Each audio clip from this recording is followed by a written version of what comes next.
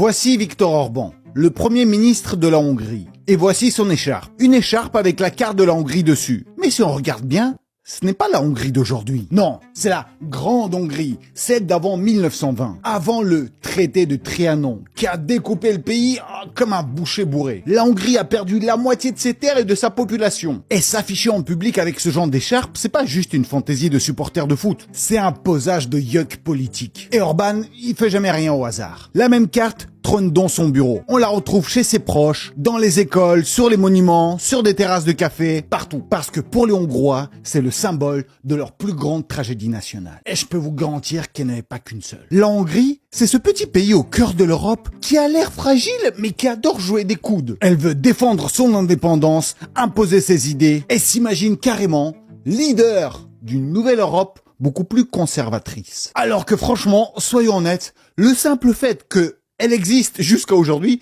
déjà c'est considéré comme un miracle. On dit même souvent que l'histoire de ce pays, c'est littéralement 1000 ans de défaite. Et c'est d'ailleurs ça qui rend les Hongrois si fascinants. Comment un pays peut transformer ses blessures en moteur politique? Comment est-ce qu'il utilise cette mémoire collective comme un joystick pour diriger toute une nation? Et surtout, comment un passé si douloureux peut non seulement influencer le présent, mais aussi le futur. Alors déjà, big up à tous les Hongrois, s'il y en a qui me regardent, franchement, c'est fascinant votre histoire. Et toi d'ailleurs, est-ce que t'es déjà allé en Hongrie? Tu me le dis dans les commentaires. Si tu es déjà allé, il y a forcément un truc que t'as déjà remarqué. C'est que leur langue, elle est vraiment chelou. Alors, no offense, mais je vous jure, c'est un charabia incompréhensible. Ça ne ressemble à aucune autre langue d'Europe des voisins. Et ben c'est justement leur langue incompréhensible qui aide à mieux comprendre l'histoire du pays. Le hongrois, c'est 14 millions de locuteurs dans le monde. Et la langue ne ressemble à rien de ce que vous connaissez. Leurs cousins les plus proches, c'est les langues des populations de l'Oural. Les Khanty et les Mansi. C'est des peuples qui peuplaient la Sibérie à l'époque. Vous voyez la distance? Et donc justement, apparemment, leur peuple serait venu de là-bas. Parce que les Hongrois, ou comment ils s'appellent,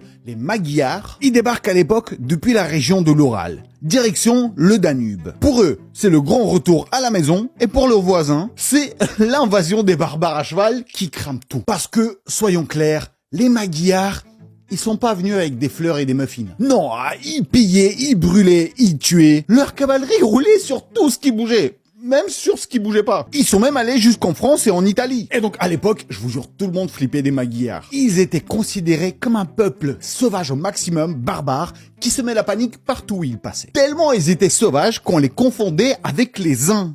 Je vous jure, alors que ça n'a rien à voir. Tu vas mourir.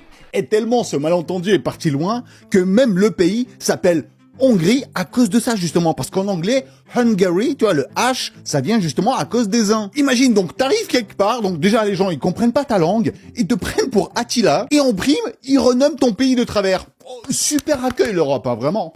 Ça m'énerve. Donc, du coup, dès le départ, les Hongrois, ils se sont fait zéro pote. Ah, le voisinage, en fait, personne n'avait demandé des cavaliers barbares dans le coin. Et ce petit malentendu culturel va durer plus de 1000 ans. Ça commence au 9e siècle, mais la rivalité avec ses voisins s'étend sur tout le millénaire. Et en plus, les Magyars, ils avaient un autre problème. En fait, c'est la solitude. La solitude. Ils avaient parcouru des dizaines de milliers de kilomètres, ils se retrouvent paumés en Europe, sans cousins linguistiques, sans alliés. C'était en fait l'équivalent des Rémi à la cantine, où personne ne mangeait avec eux. Et ce sentiment, il va rester longtemps. Et c'est pas pour rien d'ailleurs qu'on appelle les Hongrois le peuple le plus solitaire de l'Europe. Et avec le temps, les Magyars, ils ont quand même pas mal changé. Les cavaliers nomades qui passaient leur vie à cramer des villages sont devenus des paysans laborieux. Oui, les mêmes gars qui faisaient trembler l'Europe entière ont fini par labourer des champs. Comme quoi, mais tout le monde peut faire sa crise d'adolescence. Et ils s'habituent à leur nouvelle vie, créent leur propre état. Et là, comme par miracle, leurs voisins commencent à les respecter. Le vrai tournant arrive quand les Hongrois se convertissent au christianisme. Leur premier roi, Étienne, ou alors Istvan en VO, reçoit carrément une couronne offerte par le pape lui-même, en l'an 1000. Pas 999, pas 1001, pile en l'an 1000. Ouais, pratique pour les manuels scolaires. Et cette date, en Hongrie, c'est le Graal. Avant, ils avaient une terre, maintenant, leur terre fait partie de la grande famille chrétienne européenne. Et Étienne deviendra Saint Étienne, patron de la Hongrie, le gars qu'on te sort à chaque occasion. Et si vous êtes déjà allé à Budapest, donc vous me le dites aussi, vous avez déjà sans doute fait aussi cette fameuse photo cliché devant l'église de Budapest. Eh ben, cette basilique porte son nom. Comme la fête nationale, comme la plus haute distinction du pays, comme à peu près tout ce qui peut porter un nom là-bas. Mais attention, la fameuse couronne, elle a une histoire de dingue. Où est-ce qu'elle est maintenant? Et surtout, quel rapport a-t-elle avec Viktor Orban? Vous inquiétez pas, on en parle tout à l'heure. Mets un gros like dès maintenant si tu veux le découvrir. Et d'ailleurs, juste pour soutenir ce genre de format, j'ai vu que vous avez kiffé la vidéo sur la Pologne, donc du coup, on continue. Mais juste avant, j'ai un petit jeu super débile pour vous, mais très nécessaire. Qui es-tu dans la vie? En fait, avec la première lettre de ton prénom, la première lettre de ton nom de famille et ta date de naissance, ça va déterminer ton rôle dans la société. Alors, balance ton résultat dans les commentaires, je veux voir vos pires versions de vous-même. Et dites-moi, êtes-vous prêt à découvrir comment la Hongrie va bientôt se venger du monde entier? Alors, c'est parti! Et donc, après sa conversion au christianisme, la Hongrie entre dans ce qu'on appelle son siècle d'or. Le pays grossit, s'enrichit et muscle son armée. Muscle ton armée! Si tu muscles pas ton armée, fais attention. Et finit même par avoir un accès à la mer. Et jackpot, on découvre des gros gisements d'argent, la ressource la plus précieuse du Moyen-Âge. Bref, le royaume hongrois devient l'un des poids les plus lourds de la région. C'est le sommet de sa puissance. Et en même temps, c'est le début de sa descente. Parce qu'après ça, malheureusement, ça ne va faire que s'aggraver. Parce que malgré sa place dans l'Europe chrétienne, la Hongrie reste en bordure. Elle est littéralement en première ligne à chaque fois. Donc, à chaque fois qu'il y a une invasion, c'est elle qui prend la première gifle. Et on disait même que les Hongrois étaient le bouclier de l'Europe, en fait. Ceux qui protègent la chrétienté entière. Et ce n'était pas qu'une formule. Quand les Mongols débarquent, ils rasent le pays. La Hongrie est dévastée et ça laisse des traces. Mais le vrai danger, il était encore en train d'arriver. Et au XVe siècle, un nouvel acteur entre dans la scène. C'est l'Empire ottoman. Et lui aussi, il voulait sa part du gâteau hongrois. Et pendant plus de 100 ans, la Hongrie se bat contre l'Empire ottoman. Et rapidement, elle comprend que malheureusement, personne ne va l'aider. Ni le pape, ni la Pologne, ni le Saint-Empire roman germanique. En fait, tout le monde avait mieux à faire. Et du coup, les Hongrois, ils se retrouvent seuls. Avec leur tub et leur épée. Et bien sûr avec leur malchance. Et forcément, ça finit mal. En 1526, à la bataille de Mohacs, Soliman le Magnifique explose littéralement toute l'armée hongroise en une journée. Ah, c'est rideau. Le royaume de la Hongrie cesse d'exister. Et à partir de là, pendant plusieurs siècles, le pays passe de main en main entre l'Empire ottoman et les Habsbourg autrichiens. Et donc la Hongrie s'appauvrit, ses terres se vident et le Golden Age est terminé. Et la culture elle-même change aussi. En fait, avec le temps, ça devient un cocktail improbable. Le bling-bling autrichien, le style oriental des Ottomans, mélangé avec les traditions de ces anciens cavaliers devenus des bons chrétiens, c'est ce mix qui fait qu'aujourd'hui Budapest est une ville si particulière. Vous vous êtes déjà demandé d'où viennent ces bains thermaux dans la capitale? Moi, j'y suis déjà allé, avec Gonzague et Pizik à l'époque. Merci au siècle de domination turque. Le hammam, tamam, cassez-les. Certains historiens disent que cette période a carrément façonné le caractère national. Avant, les Hongrois avaient déjà ce sentiment d'être seuls au monde. Et après les Ottomans et les Habsbourg, on ajoute une bonne dose de pessimisme et l'habitude de vivre sous menace permanente. Ah, c'est une ambiance cosy, hein? Et évidemment, les Hongrois n'ont pas fini de se rebeller. Le soulèvement le plus célèbre, c'est la révolution de 1848. Mais là encore, c'est fin tragique. En fait, les Habsbourg appellent Moscou à l'aide. Et c'est l'armée russe qui vient écraser le rêve hongrois. Et ce petit schéma, vous allez le voir, il va encore se répéter plus tard. Et à force de lutter, les Hongrois ont quand même fini par obtenir quelque chose. Une autonomie à l'intérieur d'un empire, qui n'était pas vraiment le leur, bien sûr. L'Autriche se transforme alors en l'Empire austro-hongrois, donc l'Autriche-Hongrie. Alors sur papier, ça sonne comme un partenariat plutôt équilibré. Mais en pratique, ceux qui commandent, c'est pas Budapest. Oui, alors les Hongrois ont leur propre parlement, mais pas leur loi, pas leur armée et pas leur roi. En fait, c'est un peu comme avoir un compte Netflix d'un voisin. Et en plus, l'Empire était un gigantesque patchwork de peuples. Tchèques, Slovaques, Croates, Roumains, Serbes. Un buffet multicolore qui s'est disputé en permanence. Et d'ailleurs, c'est un de ces conflits dans les Balkans qui allait déclencher la Première Guerre mondiale, je vous rappelle. En Hongrie, beaucoup espéraient que cette guerre allait en fait être leur chance pour récupérer l'indépendance et pourquoi pas leurs frontières d'avant. Mais évidemment, c'est pas comme ça que ça s'est passé. Officiellement, la Hongrie, en tant que la moitié de l'Empire, se battait du côté des puissances centrales contre l'Entente. Sauf qu'à la fin de la guerre, une révolution éclate à Budapest, la Hongrie claque la porte à l'Empire et déclare son indépendance. Et pas une petite indépendance, non, c'est dans les grandes frontières d'avant. Et pour la première fois depuis la défaite face aux Ottomans, Ils ont un vrai espoir de redevenir un État puissant. Et peut-être même de retrouver leur âge d'or. En tout cas, les nouvelles autorités hongroises étaient persuadées que le monde entier allait leur dire « Bienvenue les gars, allez installez-vous, tout ça c'est à vous, allez cadeau ». Après tout, eux aussi, ils se sont débarrassés de Habsbourg, des Autrichiens. Et comme on dit,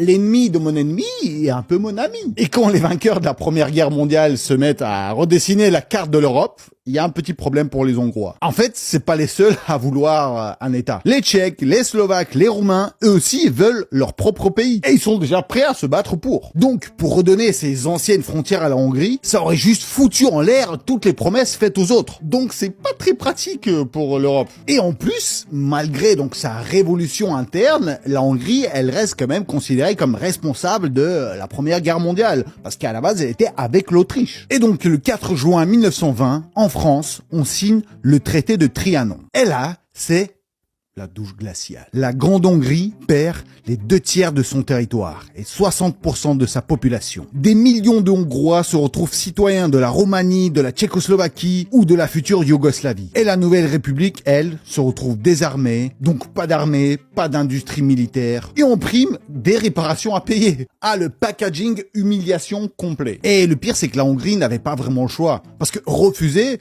c'était déclarer une guerre totale. Mais ce traité devient la catastrophe nationale. C'est vraiment la cata, c'est la catastrophe. Le traumatisme absolu. Parce qu'à la base, imaginez, les Hongrois, ils pensaient être à 2 doigts de redevenir une grande puissance, et en fait, c'est le plus gros coup de massue de leur histoire. Alors, on dit souvent qu'à la Première Guerre mondiale, il n'y avait pas vraiment de vainqueur. Mais, s'il fallait désigner le plus gros perdant, c'est forcément la Hongrie. En fait, pour vous expliquer un peu la gravité du truc, si on faisait en comparant avec d'autres pays, si on faisait la même chose avec la Grande-Bretagne, il ne serait resté que Londres. Et par exemple, avec la France, il serait resté que Paris. Et depuis, le Trianon est devenu pour les Hongrois le symbole ultime de l'injustice et de la trahison. Oui, techniquement, ils ont gagné l'indépendance, mais une indépendance de vaincus. Les relations avec les voisins se sont encore plus pourries. Et le fameux sentiment de solitude nationale, lui, il s'est complètement bétonné. Alors question, qu'est-ce qu'un pays humilié à ce point-là va chercher à faire? Évidemment, tout pour effacer cette humiliation. Le traité de Trianon n'a pas seulement défini le passé de la Hongrie,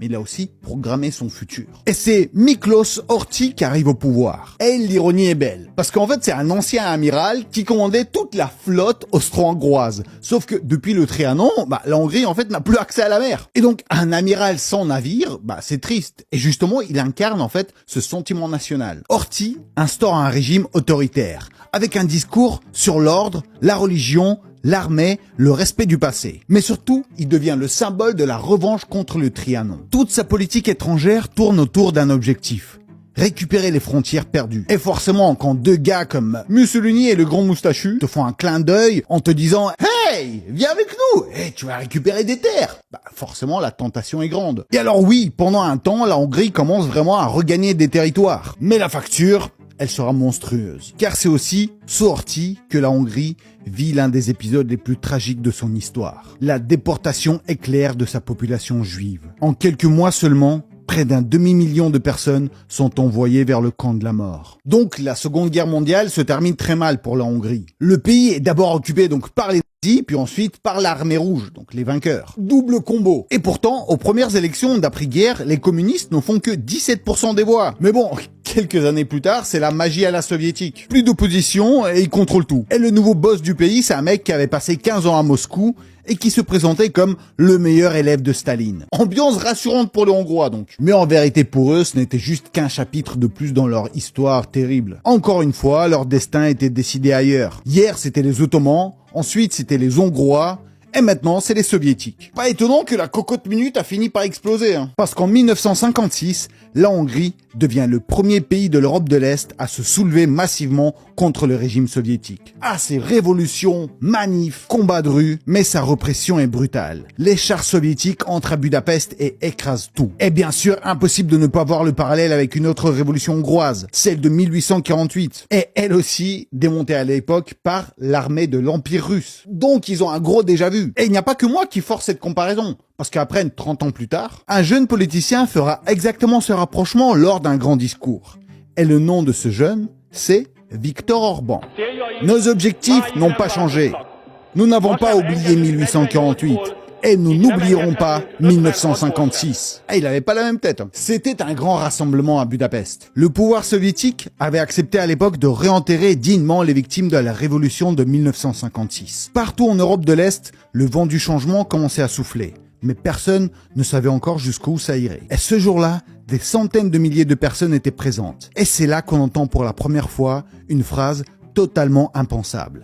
C'est le retrait des troupes soviétiques de Hongrie. Et qui balance ça devant la foule? Un gamin de 26 ans nommé Viktor Orban. Et à ce moment-là, Orban n'était pas le bulldozer politique qu'on connaît aujourd'hui. Il bossait dans une fondation financée par George Soros, le milliardaire d'origine hongroise. Grâce à une bourse de ce Soros, il avait même la possibilité d'étudier à Cambridge. Mais au dernier moment, il décide de rentrer au pays. Et avec ses potes, il fonde le Fidesz, l'Alliance des jeunes démocrates. Et petit détail croustillant, c'est que leur règle de base, c'était pas de membres de plus de 30 ans. Une sorte de start-up politique avant l'heure, réservée aux jeunes qui voulaient tout changer. Et devinez qui paye les premiers ordinateurs et les locales du parti? Bien sûr, c'est les fonds de Soros. Oui, c'est une grosse ironie de l'histoire, parce que, en fait, Orban a commencé sa vie politique grâce à l'argent du mec qui traite aujourd'hui comme l'ennemi numéro 1 du pays. En tout cas, ce discours de 1989, pile au moment où l'État hongrois essayait d'instrumentaliser la mémoire de 1956,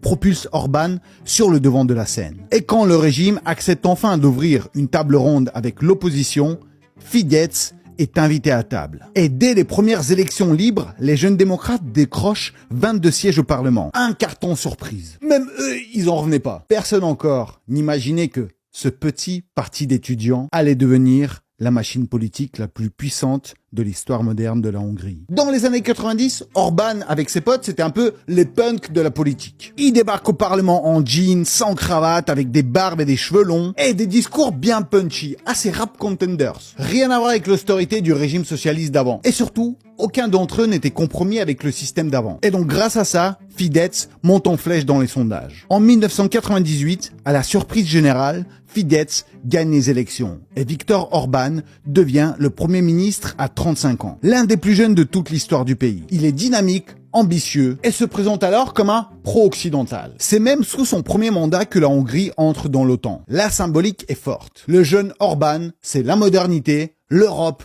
l'ouverture. Mais son premier mandat coïncide aussi avec une autre date ultra symbolique. L'an 2000, soit le millénaire de la Hongrie chrétienne depuis que Saint-Étienne a reçu sa couronne du pape. Et là, Orban sort son super pouvoir préféré. Utiliser l'histoire pour fédérer la nation. Et à l'occasion de ce jubilé, les autorités organisent un moment fort. La fameuse Sainte Couronne est transférée solennellement au Parlement, comme symbole officiel de l'État hongrois. Et pour sceller le tout, les députés votent une loi qui dit noir sur blanc « L'avenir de la Hongrie doit s'appuyer sur son passé et que le pays est une partie intégrante de l'Europe chrétienne, qu'il a une culture unique et surtout une mission historique, être le bouclier de l'Occident face aux envahisseurs. » Et pendant son premier mandat, Orban avait encore l'image d'un politicien plutôt modéré. Mais ses biographes disent qu'il a beaucoup changé après sa première défaite. Parce que malgré ses beaux discours et ses coupes de cheveux stylées, son parti n'a pas réussi à relancer l'économie. Et pire encore parce qu'il y a beaucoup de rumeurs de corruption qui commençaient à circuler. Et donc Fidesz perd les élections et Orban se retrouve dans l'opposition. Mais coup de bol monumental pour lui, c'est que sans lui au pouvoir, la Hongrie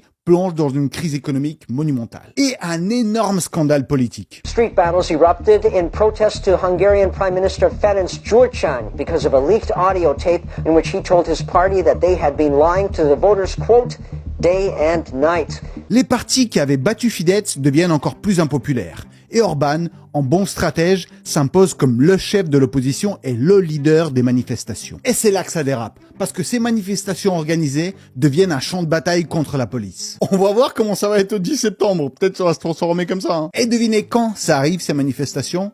Pile le jour de l'anniversaire des manifestations révolutionnaires de 1956. Sérieusement, j'ai l'impression qu'en Hongrie, tout doit se passer à une date symbolique. Bref, tout ça pour dire que Orban fait un retour au pouvoir triomphant 8 ans après. Mais ce n'était plus le même homme. L'ancien jeune rebelle libéral avait muté en conservateur pur jus. Le Fidesz, donc le parti des jeunes démocrates en jean, devient désormais le parti des grandes valeurs. La nation, le christianisme, la famille et l'identité hongroise. Et il frappe fort dès le début. Une nouvelle constitution. Et attention, ça ne commence pas par un simple Article 1. Non, le préambule balance direct. Nous sommes fiers que Saint-Étienne ait fondé l'État hongrois. Notre peuple a défendu l'Europe.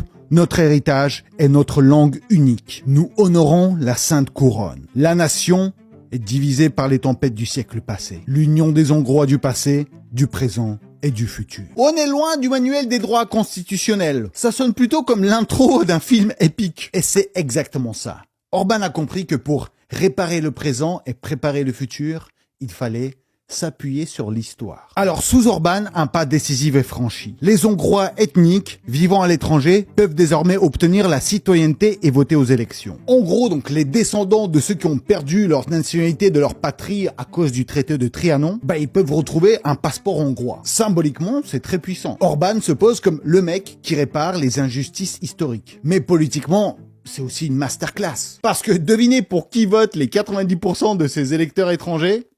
Forcément, c'est pour lui. Et Orban ne se contente pas de leur donner des papiers. Il arrose aussi les diasporas d'argent pour construire des écoles, financer des assos et soutenir partout les partis pro-hongrois. Et donc du coup, il crée un réseau de fans fidèles made in Trianon. Et ce traumatisme de 1920, Orban l'entretient soigneusement. Partout dans le pays, on trouve des monuments qui rappellent cette défaite. Au Parlement, trône désormais un buste d'Imiklos Horthy, l'amiral sans flotte, devenu symbole de la revanche contre le Trianon. Orban l'a qualifié de grand homme d'État. Bon, petit détail, c'est que ce Horthy était aussi l'associé du grand moustachu et un responsable de la Shoah. Mais bon, ça passe crème dans son storytelling. D'ailleurs, Orban agit souvent comme si les frontières actuelles de la Hongrie n'existaient pas vraiment. Il se rend régulièrement en Transylvanie, donc ancienne terre hongroise, aujourd'hui roumaine, où il parle comme s'il était toujours chez lui. C'est là d'ailleurs qu'il a lâché sa phrase culte résumant sa vision de son régime. Une démocratie illibérale. Et donc voilà, Viktor Orban, l'ancien étudiant financé par Soros, est désormais l'inventeur autoproclamé de la démocratie illibérale. Un mot qui depuis colle à la Hongrie comme un paprika à son goulash. Et c'est aussi pour ce genre de phrase que Orban est qualifié de strongman. Un mélange entre leader fort et chef autoritaire. Son style en fait, c'est de se poser en rempart contre les élites mondiales, qui voudraient donc contrôler la Hongrie. Et donc, ironie de l'histoire, c'est que son premier grand ennemi désigné contre l'État, c'est George Soros. Oui, le même milliardaire dont l'argent aurait financé Fidesz à ses débuts. Le gars qui avait payé les premiers ordinateurs du parti est désormais présenté comme le grand méchant globaliste. Et donc les campagnes anti-Soros tapissent la Hongrie, et donc son ONG historique, donc l'Open Society Foundation, finit par plier bagage et s'installer en Allemagne. Et ensuite, Orban s'en prend à l'Union européenne carrément. Le premier gros clash, c'est en 2015, au moment de la crise des migrants. La Hongrie se ferme totalement et refuse d'accueillir les réfugiés. Elle érige les barbelés à la frontière. Orban compare carrément donc l'arrivée des migrants à l'invasion ottomane du XVe siècle. Toujours utiliser l'histoire. Il est là en mode « c'est une menace pour la chrétienté et nos valeurs traditionnelles ». Mais bon, ça n'empêche pas Orban de rester pote avec Erdogan. Mais la vraie spécialité d'Orban, c'est de bloquer à répétition les grandes décisions de l'Union européenne. Il aime rappeler qu'il fait partie de l'Europe, mais pas de cette Europe-là. Il veut en construire une autre, plus conservatrice, plus autoritaire. Et il rêve de l'imposer de l'intérieur. En 1848, nous nous sommes arrêtés. Cette fois, nous ne nous arrêterons pas. Nous irons jusqu'à Bruxelles et nous apporterons nos changements dans l'Union européenne. Donc le projet, c'est pas de sortir de l'Europe, non, c'est de la hacker de l'intérieur. Et donc tout ça, bien sûr, ça se passe au moment où l'Europe traverse un peu une crise existentielle. Et forcément, c'est là que les idées d'Orban sur l'autre Europe trouvent un public. Et c'est pas pour rien que lui et son parti ont gagné toutes les élections depuis 2010. Alors oui, il y a eu des coups de pression sur les médias, des coups sur l'opposition, des primes bien placées pour des fonctionnaires. Mais au-delà de ça, les sondages montrent que la Hongrie est aujourd'hui l'un des pays européens les plus conservateurs. Et beaucoup de gens commencent à adhérer au récit d'Orban. Un État fort, indépendant des grandes puissances, fondé sur la religion, la famille et l'identité nationale. Et quand on connaît toute l'histoire du pays, ça paraît logique. Ces idées, ils ne sortent pas de nulle part. Elles sont le produit d'un millénaire de défaites, d'invasions et de frontières perdues et redessinées. En fait, la Hongrie d'aujourd'hui est un pays qui essaie encore de guérir de ses blessures de hier. Un pays forgé par 1000 ans de coups durs et qui construit son présent en recyclant son passé. Et à ton avis, L'Europe, elle est dans quel état en ce moment? Ça va aller vers où? Est-ce qu'un pays comme la Hongrie peut vraiment la déstabiliser? Allez, on débat de tout ça dans les commentaires, donc n'oublie pas de mettre un gros like. Et moi, je vous fais des méga yagdakis à tous mes yagadingos. Et j'ai déjà hâte de vous retrouver à la prochaine vidéo qui va arriver, mais très